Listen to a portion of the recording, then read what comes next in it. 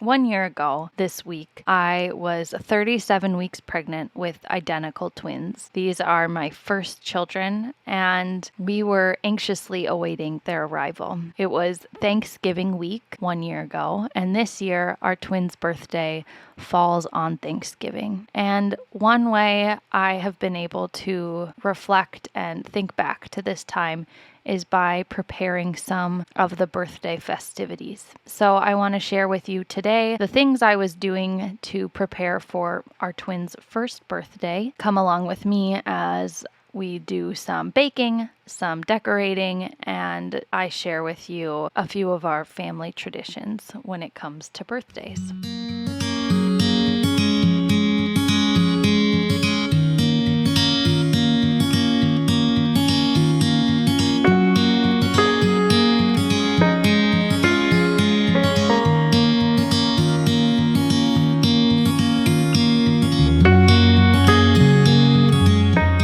So, like I said, 1 year ago this week, I was very pregnant with two very active babies in my tummy. I remember I got very antsy towards the end of it and wanted to move things along naturally. I had my labor bouncy ball. That was probably one of the most comfortable positions to be in.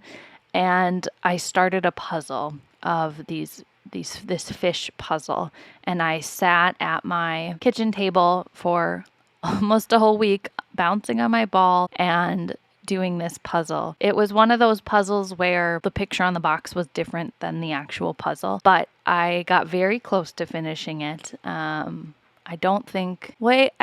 think I did finish it, but it was still sitting on our dining room table when we got back from the hospital. So I was scheduled to be induced on a Tuesday, the Tuesday of Thanksgiving week last year. All of my doctors just didn't even think I would make it to an induction because it's not common to go that far along with twins. And because my twins were identical twins, they call them mono-di twins, they shared one placenta. And so it was important that the babies are coming out at 37 weeks. We went in for our induction on a Tuesday morning, and we didn't know that it would be such a long journey. It wouldn't be until 1 week later that we brought our boys home. My delivery didn't happen until about 36 hours after we had been at the hospital. So once the boys were born, one of my sons got some fluid in his lungs, and so he was brought to the NICU, and then my other son was able to be with us. And so we had quite the experience that first week of their lives because I was recovering from a C-section, which is quite a recovery, as any birth is, but I don't think I even realized going into the C-section that I was undergoing major abdominal surgery and that it would be a slow recovery for a few weeks after that. Luckily, by the next day, I was up and I was moving and I was able to go and visit my one son in the NICU. But the nature of this experience was kind of wild because we couldn't bring our other son to the NICU because we were part of one hospital, and then you'd have to go down the hallway and you would be in a different hospital. You'd be at the children's hospital.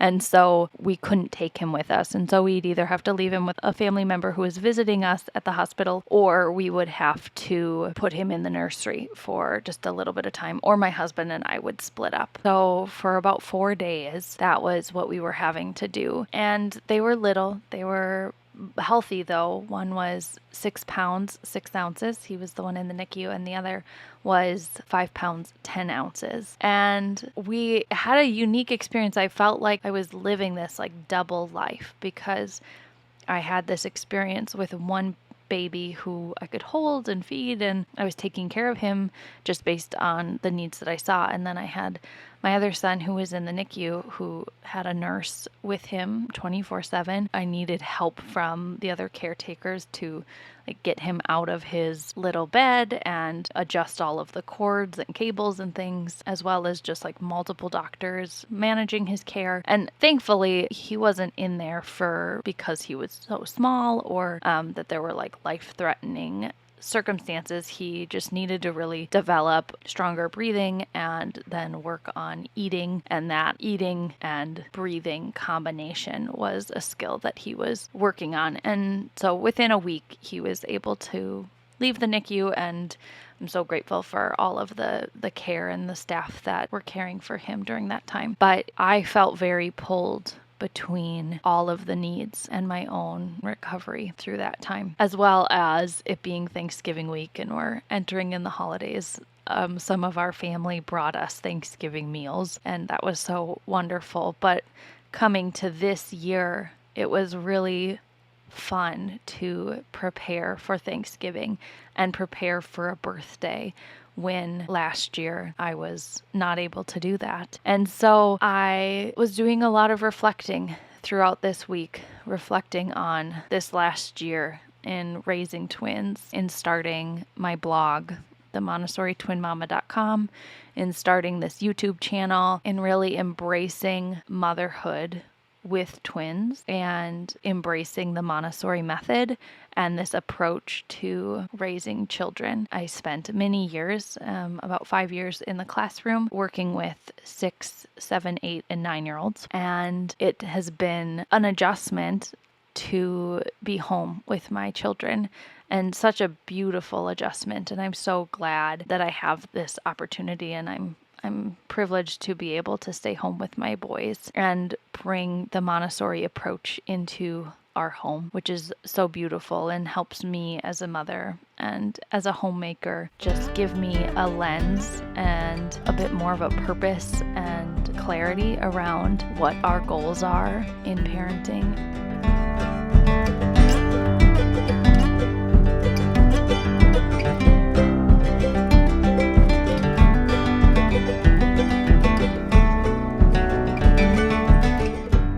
It's crazy to me thinking back to what our life was like 1 year ago and knowing my sons now and their personalities and their laughs and their cries and all of those things that I didn't know a year ago. I think there's a lot of perspective that comes with just doing life and doing the best that you can in the season that you're in. And 1 year ago, I wasn't baking pies. 1 year ago, I wasn't even making my own food because I couldn't. I was taking care of 2 very beautiful but needy babies, and I received a lot of help within this last year. And so it's been fun to kind of enter a season where they can play a little bit more independently and play alongside me while I'm doing something in the kitchen. I know that in years to come, their participation will increase even more, and the next year for their birthday, they'll probably be able to help me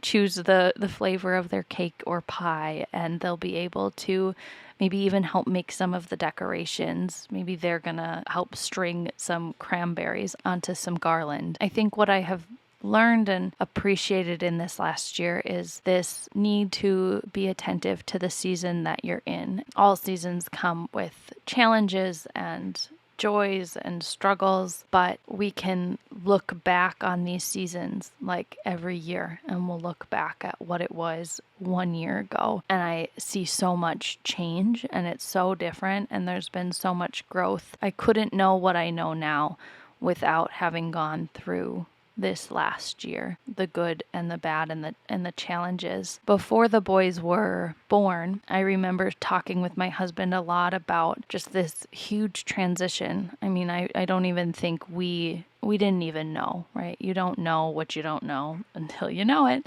And that was definitely our experience because I am a first-time mom with twins. And so I've never had the experience of birth or labor. I've never had the experience of nursing a baby, let alone 2 babies. I haven't had the experience, or I hadn't had the experience of what it was like to wake up multiple times in a night. And so there was so much learning through this last year. And now, if I were to have another child or have twins again, I feel that I will have so much more perspective and understanding because of my past experience. And that's what I think is really beautiful about our lives and our stories, is that we're all going to come to certain situations with our own set of experiences and knowledge and perspectives. And so it's really hard, and we can't even begin to compare ourselves to one another because we're living each moment of our lives with a completely different background. And it's like you see this small glimmer of someone's life, and what has happened before that moment has prepared them for that moment. And what will come after, they will have been prepared for by what has happened.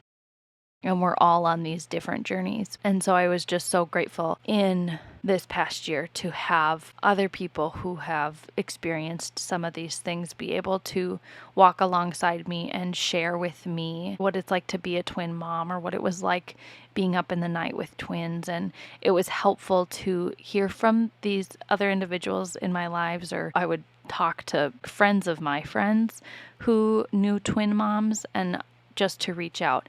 And so if you're a twin mom listening to this, or if you're just a mom, or you're someone curious about Montessori, I know it can be helpful to see these things happening. I know it can be helpful to just hear someone talk about it, because that's what has really helped me in my journey. And I'm still on the journey. I still talk to people. I still call friends and family, because I'm still learning every single day. And the fun part about this is I'm going to have all of these new experiences for the rest of my life raising twins.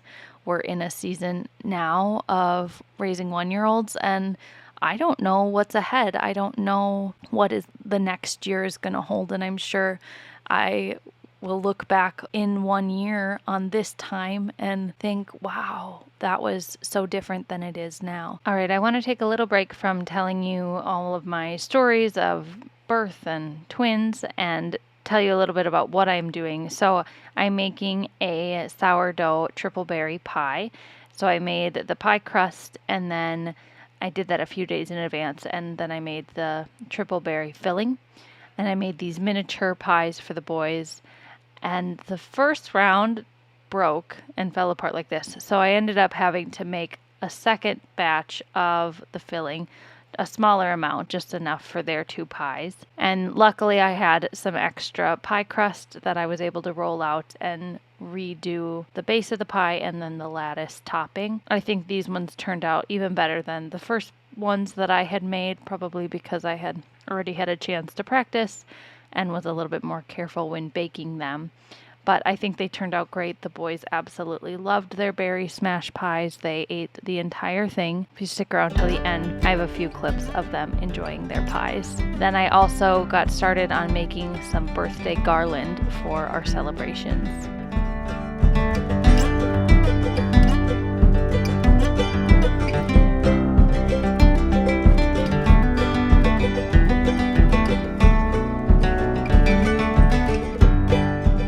If you are looking for someone to bear witness to authentic Montessori and motherhood, not because it's perfect, but because it's imperfect, and we all are imperfect. And so I invite you to follow along and join me as I continue to share our experience of raising twins in a Montessori home. Montessori is a passion of mine. It is part of who I am. It has formed and shaped the way that I do things in my home, the way that I prepare our home, the way I interact with my children.